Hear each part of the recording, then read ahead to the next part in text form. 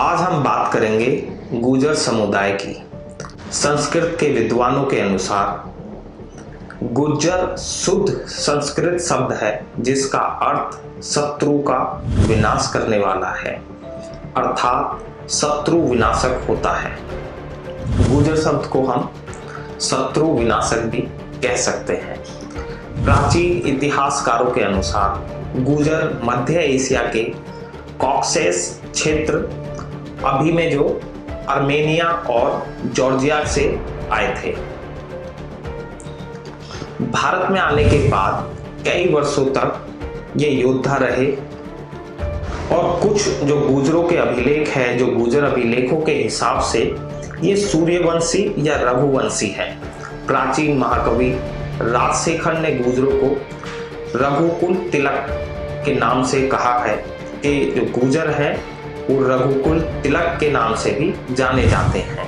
7वीं से 12वीं शताब्दी के गुर्जर शिलालेखों पर सूर्यदेव की कलाकृतियां भी इनके सूर्यवंशी होने की पुष्टि करती है। 5वीं सदी में भीनमाल गुर्जर साम्राज्य की राजधानी थी तथा इसकी स्थापना गुर्जरों ने की थी। भरूच का साम्राज्य भी गुर्जरों के अधीन था। 6ठी शताब्दी से 12वीं सदी तक गुर्जर कई जगह सत्ता में थे।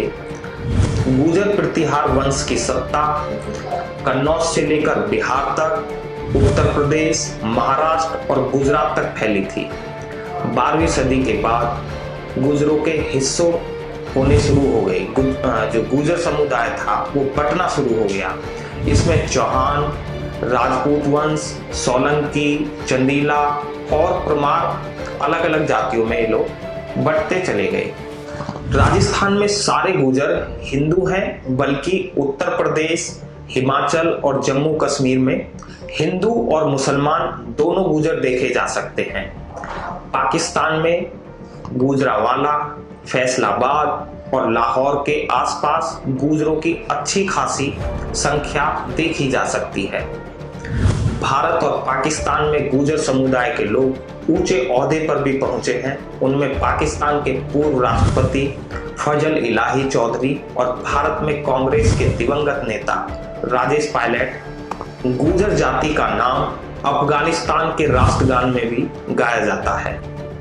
गुर्जर के इतिहास के कारण उत्तर भारत और पाकिस्तान के बहुत से स्थान गुर्जर जाति के नाम पर रखे गए हैं, जैसे भारत का गुजरात, पाकिस्तानी पंजाब का गुजरात जिला और गुजरवाला जिला, रावलपिंडी जिले का गुजर खान शहर। इतिहासकार बताते हैं कि मुगल काल से पहले तक लगभग पूरा राजस्थान तथा गुजरात गुर्जरों से रक्षित देश था या गुर्जर भूमि के नाम से जाना जाता था।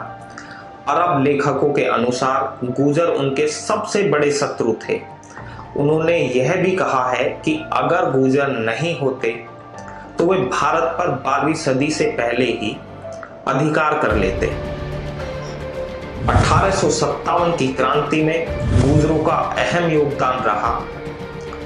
कोतवाल धन सिंह गुर्जर 1857 की क्रांति में शहीद हो गए थे, जिन्होंने सबसे पहले मेरठ में अंग्रेजों के खिलाफ लड़ाई शुरू कर दी थी।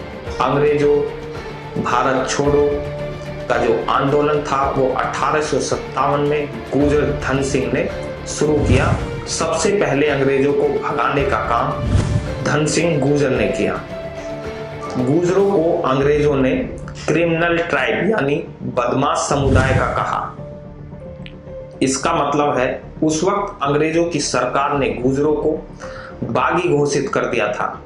इसी वजह से गुर्जर जंगल और पहाड़ियों में रहने लगे थे। वर्तमान भारत में गुर्जरों का विशेष महत्व है। गुर्जर अपनी देशभक्ति के लिए जाने जाते हैं। भारत की आज़ादी में भी गुर्जरों का विशेष योगदान रहा है।